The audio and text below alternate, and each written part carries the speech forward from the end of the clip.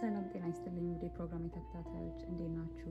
ዛሬ ደግሞ በአዲስ ቪዲዮ መጥቻለሁ። ዛሬ የብርቱካን ኬክን አሰራር አሳያችኋለሁ።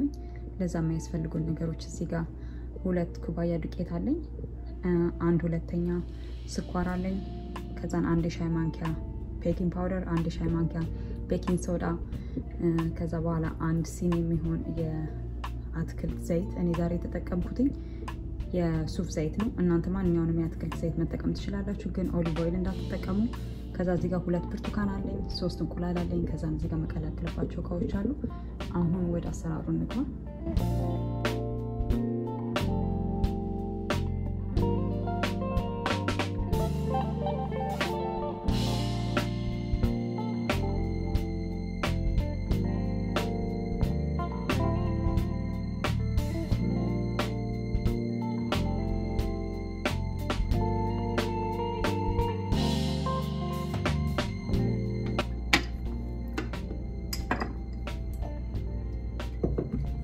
እዛ እንቁላላችንን እንተዋለን።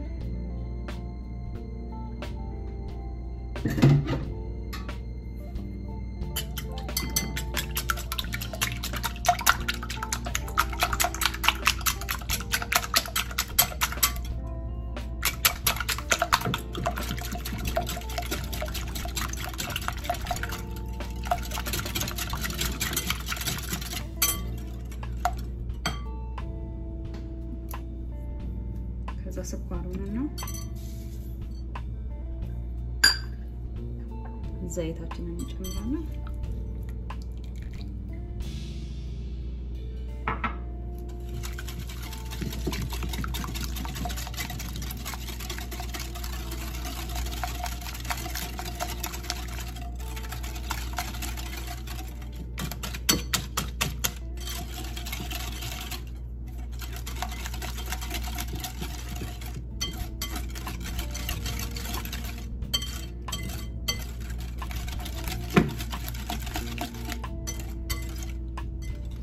ከዛ በኋላ የብርቱካን ጭማቂውን እንጨምርበታለን።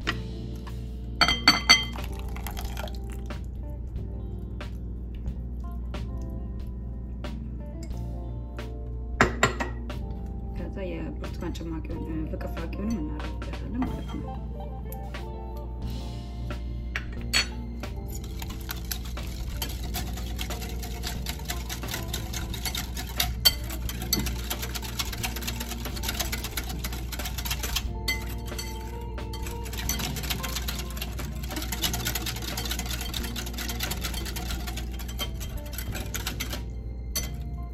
ከዛን አሁን ዱቄታችንን እያየን ዱቄታችንን በጣም መወፈር የለበትም፣ ቀጠን ነው ማለት ያለበት።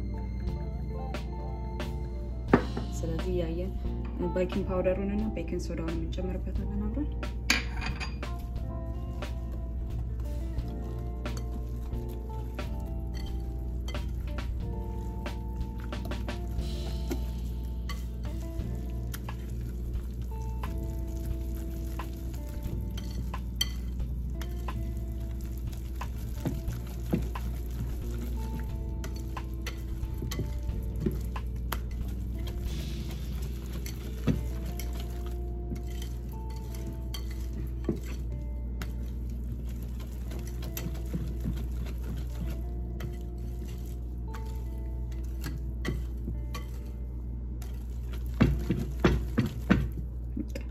ያለው እንደዚህ ነው መሆን ያለበት። ብዙ መወፈር ብዙ መቅጠን የለበትም። ስለዚህ የተጠቀምኩት ዱቄት ከ1 ካፕ ትንሽ ያነሰ ነው የተጠቀምኩት ማለት ነው።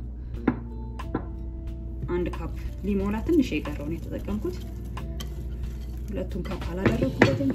ትንሽ አቀላቅለውና ከዛ ኬኩን ወደምሰራበት ፓትራ ውስጥ ገለብጠዋለሁ ማለት ነው።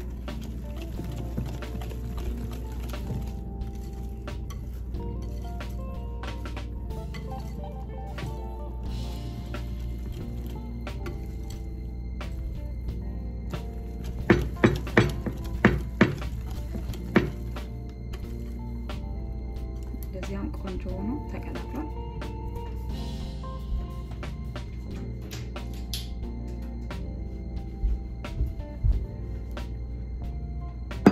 ከዛ ምንድነው የማደርገው? መሰራበትን ቆንጆ አድርጌ በስፕሬይ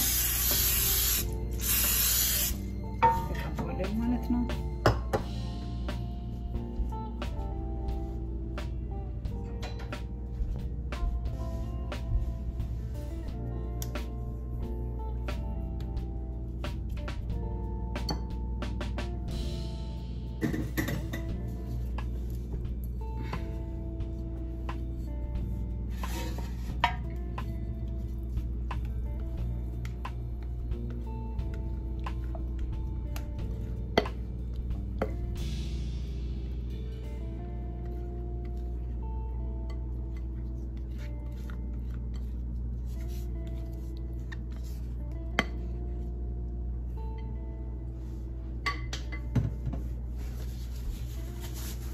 ይሄንን ይመስላል ድብልቁ። አሁን ማረጋው ምንድነው ይሄንን በ335 ፋራናይት ላይ ለ50 ደቂቃ ቤክ አድርገዋለሁ። ከዛ በኋላ ተመልሰን እንገናኛለን። እሺ ተመልካቾቼ እንግዲህ አሁን የብርቱካን ኬክ እንደዚህ ሆኖ ቆንጆ ተሰርቶ ወጥቷል። ቅድም ስነግራችሁ አይ ቲንክ 335 ፋራናይት ላይ ያልኳችሁ ተሳስቼ ነው። 355 ፋራናይት ላይ ከ40 እስከ 50 ደቂቃ ነው ያበሰልኩት። የኔ 45 ደቂቃ ፈጅቶብኛል።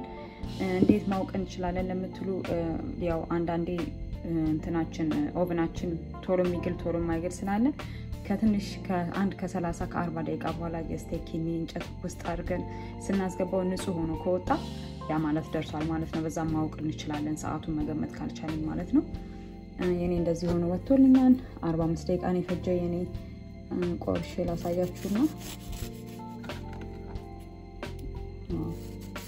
ከላይ ቆንጆ ቃብሏል፣ ከውስጥ ደግሞ ሞይስት ሆኗል። በጣም ደስ ይላል። እንደምታዩት እንደዚህ ቆንጆ ሆኗል። ይሄንን ለማንኛውም ጊዜ ለቡና ቁርስ እንዲሁም ደግሞ ለመቅሰስ አድርገን መጠቀም መብላት እንችላለን። ለልጆች ቆንጆ ነው፣ ለመቅሰስ ቆንጆ ነው፣ ለቡና ቁርስ ቆንጆ ነው። እናንተም ሰርታችሁ በጣም ነው የሚጣፍጠው።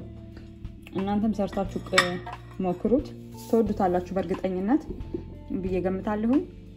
ለምታደርጉልኝ ድጋፍ በጣም ነው ማመሰግናችሁ። ይሄን ቪዲዮ ከወደዳችሁት ላይክ፣ ሼር በማድረግ ከኔ ጋር እንዳላችሁ ያላችሁን ትብብር ያላችሁን እርዳታ አሳዩኝ እላችኋለሁኝ።